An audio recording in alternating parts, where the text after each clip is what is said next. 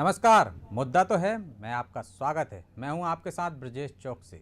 मुद्दा तो है मैं आज बात करेंगे क्या दीपक से मनेगी बीजेपी की दिवाली, क्योंकि बीजेपी पहली बार जनसंघ का 70वां स्थापना दिवस जोर शोर और भव्य तरीके से मना रही है।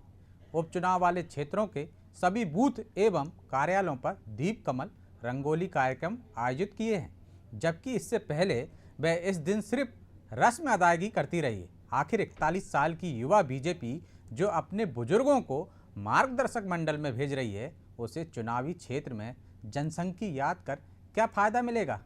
क्या जनसंघ के चुनाव चिन्ह दीपक के जरिए वह इन उपचुनाव में अपनी दिवाली का जश्न मनाने जा रही है? इसी पर चर्चा करेंगे, लेकिन पहले देखिए ये रिपोर्ट।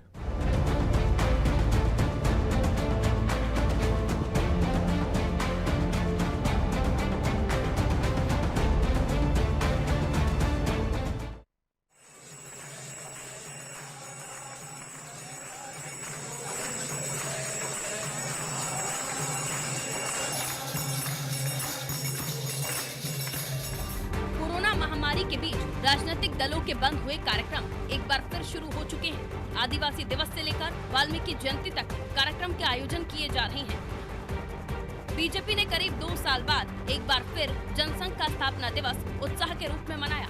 इस अवसर पर सभी मंडलों में दीपक से कमल तक थीम पर कार्यक्रम आयोजित किए गए। साथ ही दीपक से कमल तक पार्टी की यात्रा के प्रतीक के रूप में सार्वजनिक स्थानों, चौक चौराहों और प्रमुख बाजारों में कमल की आकृति की रंगोली बनाई गई, जिसमें दीप प्रज्वलित किए गए। कुछ ऐसा ही आयोजन राजधानी भोपाल में भाजपा प्रदेश मुख्यालय पर आयोजित किया गया, जिसमें भाजपा की महिला कार्यकर्ताओं ने कार्यालय परिसर में कमल की खूबसूरत रंगोली सजाई और प्रतीक स्वरूप 51 दीप प्रज्वलित किए। इस अवसर पर नगरीय प्रशासन मंत्री भूपेंद्र सिंह ने कहा कि मध्य प्रदेश में प्रत्येक मतदान केंद्र पर भाजपा के वरिष्ठ नेता और कार्यकर्ता कमल का चिन्ह बनाकर दीपक प्रज्वलित कर रहे हैं। इस दौरान वरिष्ठ नेताओं का सम्मान भी किया गया। ये कार्यक्रम प्रत्येक मतदान केंद्र पर आज हो रहा है। जनसंघ से भारतीय जनता पार्टी की जो हमारी यात्रा है, उस पूरी यात्रा का फोल्डर हम लोगों ने प्रत्येक बूथ पर भेजा हुआ है। वहाँ उसको पढ़कर सुनाया जाएगा। साथ ही जो हमारे भारतीय जनता पार्टी के वरिष्ठ नेता हैं, जिनका बरसों का योगदान है पार्टी के लिए, उनका सम्मान भी किया जाएगा। जनसंघ का स्थापना दिवस बीजेपी हर साल मनाती है। हालांकि कोरोना काल में इसे बीते 2 सालों से स्थगित कर दिया गया था, लेकिन अब एक बार फिर स्थिति सामान्य होने पर बड़े स्तर पर आयोजन किया गया। तो दूसरी तरफ कांग्रेस ने बीजेपी के इस आयोजन पर सवाल उठाए हैं। कांग्रेस इस आयोजन को बीजेपी का चुनावी हथकंडा बता रही है। कांग्रेस नेता नरेंद्र सलूजा ने कहा कि बीजेपी ने अभी तक जनसंघ का कार्यक्रम नहीं मनाया, लेकिन उपचुनाव के चलते ऐसे आयोजन किए जा रहे हैं। जब भी चुनाव आते हैं, भाजपा इस तरह के कार्यक्रम कर जनता को गुमराह करने का काम करती है। महर्षि वाल्मीकि जी की जयंती मनाई, जनसंघ का स्थापना दिवस मना रहे हैं, कन्या पूजन कर रहे हैं, दशहरे पे राष्ट्रीय ध्वज फहरा रहे हैं और विजय संकल्प दिवस मना रहे हैं। तो क्या ये पहली बार नवरात्रि आई, पहली बार दशहरा आया, पहली बार वाल्मीकि जयंती आई? आज तक तो जनसंघ का स्थापना दिवस कभी मनाया नहीं। चुनावी नौटंकियां हैं, जनता को गुमराह करने का काम करते हैं। जनसंघ की बात कर रहे हैं, पुराने नेताओं के सम्मान की बात कर रहे हैं। सारे पुराने नेता तो मार्गदर्शक मंडल में डाल दिए, उनको सबको घर बैठा दिया। पुराने नेताओं को सबसे ज्यादा अपमान कर रही भाजपा, और आज पुराने नेताओं की याद आ रही क्योंकि चुनाव है। जनसंघ के स्थापना दिवस पर भले ही बीजेपी कार्यक्रम का आयोजन कर रही है, लेकिन कांग्रेस के आरोप कहीं न कहीं सही भी समझ आ रहे हैं, क्योंकि आयोजन उन्हीं बूथों पर हो रहे हैं जहां उपचुनाव हो रहे हैं। बहरहाल देखने वाली बात होगी कि बीजेपी को इस आयोजन से कितना फायदा मिलेगा और क्या ऐसे आयोजन करके बीजेपी वोटरों को अपनी तरफ आकर्षित कर पाएगी। ब्यूरो रिपोर्ट, अनादि टीवी।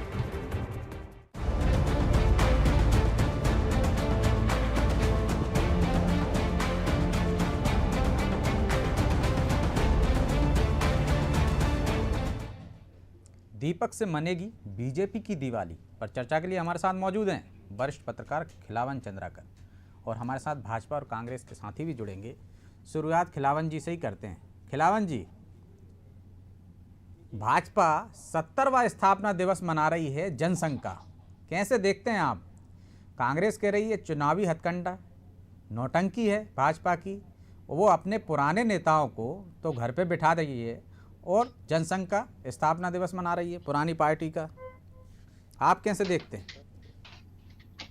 मैं निश्चित रूप से ये मानता हूँ कि चुनाव में सब कुछ जायज होता है। कोई भी राजनीतिक दल सभी तरह के जायज होता है। और भाजपा ने यदि जनसंघ की स्थापना दिवस मनाने की शुरुआत कर दी है तो कांग्रेस को कोई आपत्ति नहीं हो सकती है। लेकिन हाँ, एक चुनाव के वक्त इस तरह के जो कार्यक्रम भाजपा के द्वारा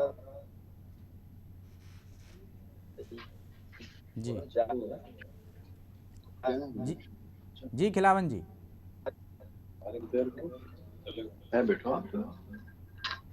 खिलावन जी, आप मुझे सुन पा रहे हैं? मेरी आवाज़ आप तक पहुंच रही है? मुझे लगता है किसी तकनीकी कारणों से हमारा संपर्क उनसे टूट गया है। हमारे साथ भाजपा के प्रवक्ता राजपाल सिसोदिया जी भी जुड़े हुए हैं। सिसोदिया जी और हमारे साथ उनके फिरोज सिद्दीकी जी भी जुड़ गए हैं कांग्रेस से। राजपाल जी, क्या चुनाव में जो कांग्रेस आरोप लगा रही कि चुनावी हथकंडा है आपका, और आपने अपने पुराने नेताओं को तो घर बिठा दिया है, उनका अपमान कर रहे हैं और जनसंघ की स्थापना दिवस बना रहे हैं ताकि वोट हासिल कर सकें?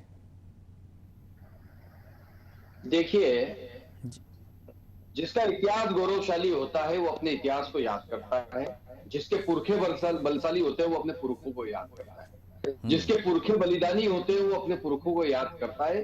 भारतीय जनता पार्टी आज अपने पूर्वजों को, अपने पुरखों को याद कर रही है, क्योंकि 1951 में आज ही के दिन 21 अक्टूबर को जनसंघ की स्थापना हुई और जनसंघ की स्थापना के समय जिन ध्येय वाक्यों को लेकर, जिन विचारिक अनुष्ठान को लेकर हमने हमारी यात्रा प्रारंभ करी थी, उस यात्रा के हम शीर्ष पड़ाव पर है। आज देश के अंदर हमारी उस विचारधारा की सरकार है। आज देश के कई राज्यों में हमारी सरकार है। जिस विचारधारा को लेकर हम 1951 में यात्रा को प्रारंभ किए थे, आज अगर उसे 70 साल हो रहे हैं और आज उसके वर्षगांठ है, तो क्यों ना याद करना चाहिए अपने पूर्वजों को, क्यों ना याद करना चाहिए हमारी उस यात्रा के पहले पड़ाव को, जिस पड़ाव से हमने यात्रा प्रारंभ की थी। हमारा इतिहास गौरवशाली है, इसलिए हम इतिहास को याद कर रहे हैं। जी, अब जिन लोगों को पेट में दर्द हो रहा है वो उनका इतिहास कैसे बताए? अगर वो बताने जाए कमलनाथ जी का इतिहास तो सिख दंगे आड़े आते, 84 आ जाता है। कैसे बताए? मध्य प्रदेश में वो दिग्विजय सिंह जी का इतिहास बताने जाए तो बिजली, पानी, सड़क और मध्य प्रदेश में जिस प्रकार का बंटा ढार हुआ था वो सामने आएगा। नहीं, उनके पास भी आज़ादी का गौरवशाली इतिहास है, ऐसा नहीं है। उस आजादी की गौरवशाली इतिहास वाली पार्टी का दुर्भाग्य देखिए कि उसका आज नेतृत्व कौन कर रहा है? कन्हैया कुमार। क्या कहते हैं? भारत के टुकड़े होंगे। कौन कर रहे हैं? जिग्नेश मेवानी। आपके ऊपर देशद्रोह का मुकदमा लगवाऊंगा मैं। आप आएंगे फिरोज जी, आपके पास आएंगे, जवाब दे दीजिएगा जी। क्या कहते हैं कन्हैया? क्या कहते हैं कन्हैया? इंशाअल्लाह क्या बोलते हैं कन्हैया? लेकिन कांग्रेस ये तो सही कह रही कि वाल्मीकि जयंती हर बार आती है, स्थापना दिवस हर साल आता है, फिर चुनावी समय में ही क्यों याद आई? वो उनका नेता बनता है जो भारत देश के टुकड़े करने की बात कहता है, तो फिर जो इनके नेता है वो इनको छोड़ के भागते हैं। पूरे देश में भगदड़ मची हुई है। क्यों? क्योंकि जो लोग कांग्रेस से जुड़े थे और कांग्रेस से जिस विचार को लेके जुड़े थे, जिस अनुष्ठान को लेके जुड़े थे, जब वो अनुष्ठान और वो विचार ही समाप्त होता दिखता है तो वे लोग फिर कांग्रेस छोड़ के भाग रहे हैं। चाहे पश्चिम बंगाल का देखें, अभी चुनाव में 70% कांग्रेसी तृणमूल में चले गए थे, 70%। मध्य प्रदेश में 35% कांग्रेस को छोड़ के सरकार को अंधेरे में गिराने का काम कर देती है। इसका विश्लेषण करो मेरे मित्र, हंसो मत। ऐसा रावण भी ऐसा था, ऐसा कंस भी ऐसा था, ऐसे ऐसा था जैसे आप हंस रहे हो ना। बिल्कुल रावण ऐसा था, ऐसे कंस ऐसा सही कहा था। रावण सूर्पनखा भी ऐसी थी ऐसे। अब हंस किस पे रहे हैं? कन्हैया के शामिल पे होने पे हंस रहे हैं कि आपकी बात पे हंस रहे हैं? ले लेते हैं उनसे भी जवाब। यदि वो स्थापना दिवस मना रहे हैं जनसंघ का 70 साल में, तो आपको यहाँ चुनावी हथकंडा या चुनावी नोटंकी क्यों नजर आ रही है? आप भी मनाते हो अपना स्थापना दिवस, फिरोज जी? हंसी की बात ये है कि 70 साल का बड़ा इतिहास बता रहे थे, 7 मिनट भाई बोल नहीं पाए, बोल दे के ले दे के वो कांग्रेस पे आ गए। आप देख रहे हैं कितना कमजोर इतिहास है इन लोगों का। ये वो श्यामा प्रसाद मुखर्जी हैं 1951 में, जिन्होंने अंग्रेजी सरकार को पत्र लिखा था कि भारत छोड़ो आंदोलन के को कैसे फ्लॉप करना है, वो हमको तरीका बताओ और हमको रास्ता बताओ, तो हम है ना उसको है ना भारत छोड़ो आंदोलन को फ्लॉप कर दे। उसका पत्र है। अरे आप परेशान मत होइए, चलो आप और बोल लो, चलो और बोल लो आप, और 2 मिनट बोल लो आप, चलो। बताओ फिरोज भाई, क्या तिथि मिथि सब उल्ट पटांग कर रहे हो? 1951 में कौन सा भारत छोड़ो आंदोलन हुआ था, जरा बताना तो। राजपाल जी 1951 में कौन सा स्थापना किसने की थी? जनसंघ की स्थापना किसने की थी? की बात कर रहे हो? अरे मैं जनसंघ 1951 की में स्थापना किसने की थी? जो कीजिए इनसे। सिसोदिया जी तो आ जाने फिर दीजिए, जरा पूरी पूछ बात लीजिए फिर मैं आपके जनसंघ की पास स्थापना आऊंगा जवाब किसने देने की के लिए, थी? आपके पास पर्याप्त समय रहेगा। जी फिरोज जी, चलिए चिट्ठी पे तो हमने जनसंघ की पहले भी स्थापना बहस नहीं कर पता ली है है। उनको। जी नहीं, जनसंघ की स्थापना का ही पता नहीं है उनको। श्यामा प्रसाद मुखर्जी ने जनसंघ की स्थापना की थी, सही है क्या? देखिए, ऐसा है कि जो लोग ये हिंदू महासभा को का नाम बदल के इन्होंने जनसंघ किया, क्यों किया? क्योंकि हिंदू महासभा के ऊपर आरोप लग गए भारी।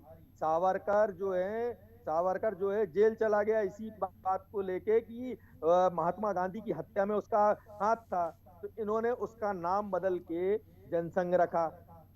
कुछ दिन जनसंघ चला, जनसंघ चलने के बाद जनसंघ भी फ्लॉप हो गया। फिर 1977 में आगे जनता पार्टी कहलाने लगे। फिर उसके बाद ये जो है 1980 में भारतीय जनता पार्टी कहलाने लगे। फिर उसके बाद ये 2000 में मोदी राज में ये कहलाने लगे मोदी शिवराज पार्टी। तो ये वो पार्टी है जिसको संघ कहता है कि ये गाजर की बंसी है, बजी तो बजाई और नहीं तो इसी को खा गए। ये वो दुकान है कि वो उठाई, शटर बंद की और बोर्ड निकाल के ले गए, दूसरे दिन आए नया बोर्ड ठोके और शटर खोल दी, के लगे लो नई दुकान चालू हो लेकिन गई। फिरोज ये जी, वो दुकान। आपने पार्टी का हाँ। इतिहास बता दिया, जनसंघ का, जनता पार्टी का। इसी जनता पार्टी ने, जनसंघ ने जो विलय हुआ था 76 के बाद, 1976 के बाद, उन्होंने बीपी सिंह की सरकार बनाई थी, लालू यादव को सीएम बनवा दिया था। और अब वही जनता पार्टी टूट के एक भाजपा बन गई, जो जनसंघ था पहले, और उसने आपको लेके 44 पे ला दिया विपक्ष में, इतनी मजबूत पार्टी को। तो कुछ ना कुछ तो होगा उसमें। नहीं, किसने क्या कर दिया वो आप छोड़िए उस बात को। जो सवाल है कि किसने क्या कर दिया, ये तो चुनाव है, आते जाते रहते हैं, जनता है अपना मत देती रहती है। और ये कौन सी पैन इंडिया पार्टी थी? इनका क्या आजादी के आंदोलन में इनका जो है योगदान है? बताएं जरा। श्यामा प्रसाद मुखर्जी जो संस्थापक थे, उनका क्या योगदान था? सावरकर का क्या योगदान था? पूछिए इनसे, इनका क्या योगदान क्या था इनकी पार्टी का? अटल बिहारी वाजपेयी का क्या योगदान था? चलो उन्हीं की बात कर लेते हैं, यहीं से शुरू कर देते हैं। इनका क्या योगदान था? तो जो लोग जिनका काम है कि पाखंड करना, इवेंट करना, नए ढोंग धतूरे, नए पाखंड करना। अब देखो ये कह रहे हैं कि कन्हैया कुमार, अब आप देखिए, सुनिए इस पार्टी का बौद्धिक स्तर देखो इन लोगों का, कि ये कह रहे हैं कन्हैया कुमार जो है वो क्या कौन सा ये स्लोगन कह रहे थे, मैं तो वो बोलता भी नहीं हूँ। ठीक, इनको ये नहीं पता कि दिल्ली पुलिस के पास वो वीडियो नहीं मिला, और जब दिल्ली पुलिस से पूछा गया ये वीडियो कौन लाया था, तो उन्होंने कहा साहब अमित मालवीय के ट्विटर हैंडल से मिला था, और ये उमर खालिद के नाम से भी इसको क्वैश हो गया। आप लोग भी इनको रोकते नहीं है, ये लोग बोलते जाते हैं, आप लोग रोकते नहीं है इन लोगों को। आपको भी नहीं रोक रहे, आप भी बोल रहे हैं, तो जब जवाब देंगे तो उनको भी बोलने देंगे। नहीं, तो जवाब दे, अब ये जवाब दे, इनको बताओ कि ना ये जेएनयू का जो था, जेएनयू का ये जो था, इस पर एफआईआर क्वैश हो गई, और ये दोबारा मत बोलना, नहीं तो आपके ऊपर और जवाब ले लेते हैं। राजपाल जी से जवाब ले लें। इससे पहले मैं खिलावन जी के पास जाना चाहूँगा। खिलावन जी, क्या इवेंट मैनेजमेंट करके चुनाव में लाभ उठाना चाहती है भाजपा? और ऐसा कर ना करके क्या कांग्रेस को नुकसान हो रहा है? कांग्रेस भी इवेंट कर सकती है। खिलावन जी, आवाज आ रही है आपको ब्रजेश जी? जी खिलावन जी, जी आवाज आ रही मेरी? आ रही है आपकी आवाज, बोलिए। निश्चित रूप से मैं इसको भाजपा का चुनावी मानता हूँ, और लेकिन भाजपा के इस इवेंट से बहुत दोहरा लाभ भाजपा को हो सकता है। इस तरफ वो अपने कार्यकर्ताओं को संगठित कर सकते हैं इस बहाने, जी। जनसंघ की स्थापना दिवस का 70 साल बाद अचानक मनाने के बहाने। और दूसरा बात है कि इससे वो कार्यकर्ताओं के बीच पहुंच करके उनके कार्यकर्ता बाद में मतदाताओं के बीच पहुंचेंगे, और निश्चित रूप से इससे खिलावन जी, आपकी फायदा हो आवाज़ सकता उतनी स्पष्ट नहीं आ पा रही, मुझे लगता है आप ट्रेवल कर रहे हैं। हाँ, लेकिन जो हाँ, मैं सुन ट्रेवल पाया कर रहा हूँ, हूँ। सिसोदिया जी वो कह रहे हैं कि आपको दोहरा फायदा तो मिल ही जाएगा इस इवेंट से, कि आप अपने पुराने कार्यकर्ताओं को सबको जोड़ लेंगे, अपना इतिहास बताकर 70 साल का, तो चुनावी फायदे के लिए तो कर ही रहे हैं, इसलिए चुनावी क्षेत्र में आप बूथ स्तर पर ये कार्यक्रम कर रहे हैं, तो इसलिए चुनावी नौटंकी दिख रही है कांग्रेस को, इसमें क्या आपत्ति हो सकती है? भारतीय जनता पार्टी में सतत नए कार्यकर्ताओं का आगमन हो रहा है जी। कई सारे हमारे युवा कार्यकर्ता, नए कार्यकर्ता जो है, उनका बौद्धिक स्तर ठीक रहे, उनको पार्टी की रीति नीति विचार के बारे में थोड़ा ज्ञान रहे, इस दृष्टि से भी इस प्रकार के कार्यक्रमों के माध्यम से, इस प्रकार के सेमिनार वेबिनार के माध्यम से हम उनका अपना इतिहास उनको बताने का काम करते हैं। और उसी गौरवशाली इतिहास की वजह से, उसी सुस्पष्ट नीति रीति की वजह से आज हम देश में सरकार में हैं, और जिस पार्टी पूरब से लेकर पश्चिम तक, उत्तर से लेकर दक्षिण तक जिसका इस देश के अंदर साम्राज्य हुआ करता था, वह 2 अंकों में सिमट गई है। और इसी प्रकार से कांग्रेस के प्रवक्तागण हंसते रहे तो आने वाले समय में इकाई का अंक ही रह जाएगा। जिस प्रकार से जनसंघ 1951 में शुरू किए थे, और उस समय हमारे 3 सांसद थे, 3 से हम 300 से ऊपर पहुंचे हैं, ऐसे ही उस समय पे कांग्रेस के 400 सांसद से ऊपर हुआ करते थे, वो आज 44 पे पहुंच गए। और इसी प्रकार की अगर कन्हैया कुमार जैसे लोगों को ये गले लगाते रहे, सिर माथे पर बिठाते रहे, तो ये 10 के अंदर अगले चुनाव में 24 में आ जाएंगे, ये तय है। अभी ये जो 4 उपचुनाव है जिसकी बात अभी मेरे कांग्रेस के मित्र कर रहे थे, और अभी माननीय खिलावन जी भी ये बात कह रहे थे, तो ये 4 चुनाव तो भारतीय जनता पार्टी अपने कार्यकर्ता, देवदुर्लभ कार्यकर्ताओं के दम पे लड़ी रही है, पर उन कार्यकर्ताओं के बीच में चलते चुनाव में भी वैचारिक अनुष्ठान और हमारी जनसंघ की वर्षगांठ मनाना, ये अपने आप में इस बात को की ओर इशारा करता है कि हम चुनाव के काल में भी हमारे मूल कार्यक्रमों को हम छोड़ते नहीं है। हमारे कार्यक्रम है, वर्ष भर चलने वाले कैलेंडर का ये कार्यक्रम है कि ये जनसंघ की वर्षगांठ मनाएं, और जनसंघ का एक गौरवशाली इतिहास रहा है, हमारे नेताओं का एक त्याग रहा है। उस समय जिन 3 विषयों को लेकर हमने यात्रा प्रारंभ करी थी, अगर मोदी जी के नेतृत्व में देश में सरकार बनती तो उन तीनों विषयों को हमने पूरा करने का काम किया। श्यामा प्रसाद मुखर्जी जी ने इस्तीफा दिया था नेहरू मंत्रिमंडल में किस बात पे? कश्मीर के अंदर दोहरे कानून बनने पे, एक देश में 2 प्रधान 2 निशान नहीं चलेंगे, नहीं चलेंगे। परमिट प्रथा को विरोध करते हुए वो कश्मीर पहुंच गए थे, और वहां संदिग्ध अवस्था में उनकी मृत्यु हुई है। तो उस धारा, उस परमिट प्रथा को खत्म करने के लिए, परमिट प्रथा को खत्म करने के लिए जब हम सत्ता में आए तो धारा 370 हटाने का काम करा, 35A हटाने का काम करा, वो किसने करा? वो हमने, वो कांग्रेस ने नहीं किया है। अच्छा है, आप मानते रहो कि नहीं हटी, हम तो ये चाहते हैं कि आप ऐसे ही मानते रहो कि नहीं हटी, वहां जाके देखो क्या हुआ है। उसके बाद में हमारा वैचारिक अनुष्ठान था कि रामलला हम आएंगे, मंदिर वहीं बनाएंगे। आज उस मंदिर क्या आपने बनाया है? क्या आपने बनाया है? क्या किया है? आपने किया है? आपने कपिल सिब्बल ने बनाया है क्या? अरे आपने बनाया है क्या? सुप्रीम कोर्ट ने बनाया है, सुप्रीम कोर्ट ने तो आपने तो चंदा खाया है उसका, सुप्रीम कोर्ट मंदिर का चंदा खाया है। कोर्ट में तो अड़ंगा लगाने के लिए कपिल सिब्बल जी खड़े थे ना। छोड़िए, आपने भी चंदा खाया है, एक भारतीय जनता पार्टी के आदमी ने जान नहीं दी। भारतीय जनता पार्टी की सरकार के मोदी जी मुखिया के रूप में है, और उन्हीं ने भूमि पूजन करने का काम किया है श्री राम मंदिर का। वो तो पहुंच गए, मुख्य प्रधानमंत्री होके पहुंच गए। आ रहा हूँ फिरोज जी, आपके पास आ रहा हूँ, पहुंच जाते हैं। एक एक करके बोलेंगे तो फिर रहेंगे तो एक थोड़ी सुनते रहेंगे हम। ये कुछ भी एक बोलते एक रहेंगे, करके हम सुनते बोलेंगे रहेंगे तो मैं क्या? आपके पास भी लौट कर नहीं आ रहा तो हूँ। आप भी नहीं जवाब, नहीं, जब तो वो ये कुछ आप भी बोल रहे बोलते थे रहेंगे, तब हम सुनते सुन रहेंगे रहे क्या? थे, नहीं भाई, तो ये कुछ आप भी जब बोल बोलते रहे थे रहेंगे तो हम थोड़ी तो वो सुनते सुन रहे रहेंगे। थे, आप बीच बीच में नहीं इंटरफेयर तो वो करेंगे तो जो मैं भी बोल। बोल नहीं तो वो सिसोदिया जो जी, भी बोलते रहेंगे वो सिसोदिया थोड़ी जी, हम सुनते रहेंगे। फिरोज जी, मैं आप दोनों के पास आऊंगा। खिलावन जी, खिलावन जी हमारे साथ फिर से जुड़ गए हैं। खिलावन जी चर्चा में शामिल नहीं हो पाए थे। खिलावन जी, क्या आपको लगता है कि कांग्रेस बार बार ऐसे मुद्दे उछाल देती है जिसका खामियाजा उसको भुगतना पड़ता है? जो मुद्दों पे चुनाव मैदान में जाना चाहिए, अरुण यादव हेमा मालिनी पे, स्मृति ईरानी पे कटाक्ष कर रहे हैं, और तो इसका फायदा भाजपा उठा ले जाती, जबकि मुद्दों पर लड़ना चाहिए। यदि भाजपा धर्म के रास्ते पे जाती, ध्वज फहराती है, तो कांग्रेस पे आपत्ति उठाती है, कन्या पूजन करती है तो आपत्ति उठाती है। इससे ध्रुवीकरण होता है। निश्चित रूप से ध्रुवीकरण होता है ब्रजेश जी। और मैं तो इस चुनाव को देख रहा हूँ बहुत नजदीक से, तीनों विधानसभा के और एक लोकसभा के उपचुनाव को। मेरी आवाज आ रही ना हाँ आ रही, आपको? स्पष्ट आवाज आ रही है आपकी, बोलिए। हाँ, तो ये बहुत नजदीक से देख रहा हूँ ये चारों चुनाव को। और निश्चित रूप से आपने कहा कि इस चुनाव में मैं देख रहा हूँ कि कांग्रेस लगातार मुद्दों से भटकती जा रही है। जिन मुद्दों पर उसको चुनाव लड़ना चाहिए, अभी लगभग 15 महीने की सरकार हो गई है शिवराज जी की, 15-16 महीने की। उस पर जो कमियां हैं उसको जनता के सामने उजागर करना चाहिए।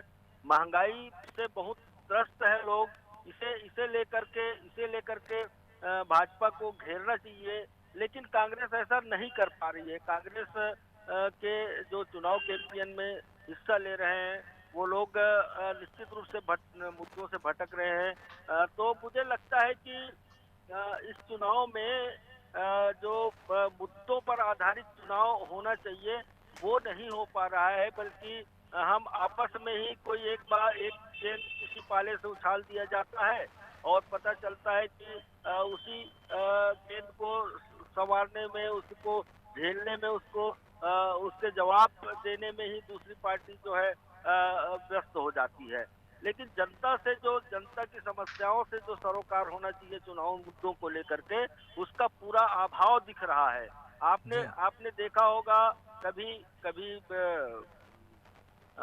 जो अरुण यादव कोई बयान देते हैं उस पर से चर्चा शुरू हो जाती है, कभी कमलनाथ जी कह देते हैं कोई बात तो उस पर से चर्चा शुरू हो जाती है। इसी तरह से यदि भाजपा के द्वारा यदि ये कहा जाए विजय जुलूस निकाला, विजय यात्रा निकाली जाए या जनसंघ ध्वज फहराया जाए या कन्या पूजन की जाए, ध्वज फहराया जाए, कन्या पूजन किया जाए, इन सब बातों से मुझे लगता है कि आपको नहीं लगता कि भाजपा भी जानबूझकर ऐसे कार्यक्रम करती है कि कांग्रेस उसका वोट करे और वो ध्रुवीकरण करा दे और फायदा ले जाए, असल मुद्दों पर आ ही ना पाए चुनाव?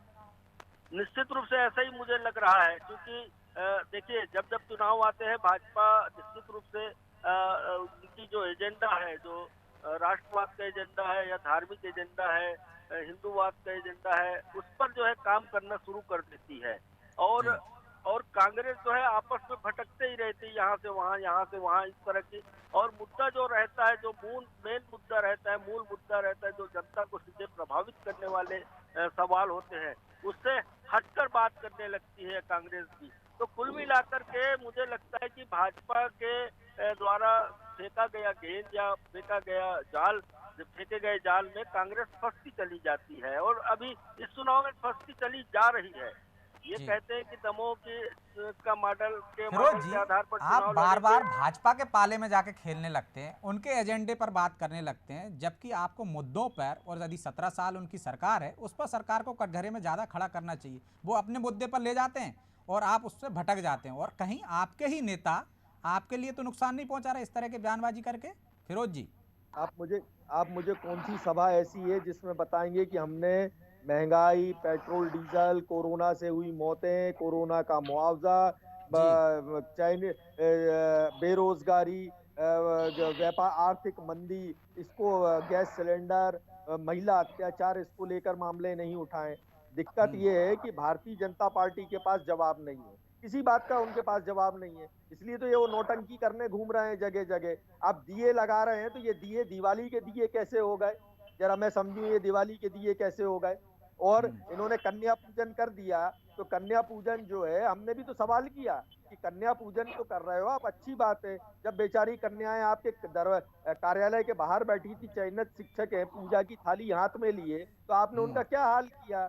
ये भी तो सवाल हमने किया है इनसे। हमने ये भी तो पूछा, ये कन्या पूजन किया सिर्फ जहाँ 4 उपचुनाव हो रहे हैं वहीं किया है मित्र, क्या? कन्या कभी बेचारी नहीं होती है, है ना? शब्द समान हमने ले तो सब, अपना। कन्या अरे कभी अब बेचारी नहीं आप, होती अरे मेरे तभी तो आपने उठा मेरे उठा के मित्र। फेंका था उसको।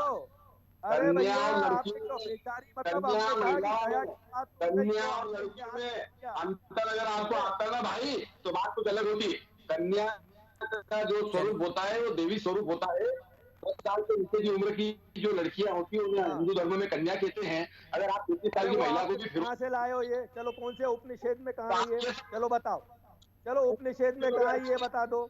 चलो कौन से 4 वेद है, वेदों में कहीं बता दो। ये सब कुपड़ों की जो है फौज चलिए इकट्ठा हो गई है भारतीय 10 जनता फिरोज साल जी, पार्टी में। यशपाल कांग्रेस जी, कहीं नहीं बदल क्योंकि रही है। समय भी अब और इजाज़त ये नहीं देता नए है, नए, समय की एक ये जो बाध्यता नए है, नए इसलिए धंधे मैं तीनों भारतीय जनता मेहमानों का पार्टी कर रही है, शुक्रिया सब करना धंधे चाहूँगा। यहाँ पे बुरे इस हाल है। चर्चा को यहीं विराम देते हैं। चर्चा सार्थक हो ऐसी कोशिश रहती है, लेकिन चुनावी हथकंडा तो है। भाजपा हमेशा, जिस तरह खिलावन जी भी कह रहे थे, कि अपने एजेंडे पर ले जाती है कांग्रेस को, और कांग्रेस बहकती हुई जिस तरह एक बीन बजाई जाती है और नाचती हुई उसके पाले में चली जाती है, ताकि वो उसी के अनुसार खेलने लगे, जबकि उसके असल मुद्दों पे होना चाहिए। और क्या कांग्रेस के ही नेता अरुण यादव हों चाहे अजय सिंह हों, कहीं कांग्रेस को ही तो नुकसान नहीं पहुंचा रहे, ऐसी बयानबाजी कर रहे हैं जिसको भाजपा चुनावी क्षेत्र में जोर शोर से उछाल रही है और नुकसान उसी को हो रहा है। वो धार्मिक एजेंडे पर ले जा रही है तो कांग्रेस भी पीछे उसी एजेंडे पर चल पड़ती है, ना कि असल मुद्दों पर जिसका नुकसान उसे उठाना पड़ता है। मुद्दा तो है। मैं आज इतना ही, मुझे दीजिए इजाज़त और आप देखते रहिए अनादि टीवी। नमस्कार।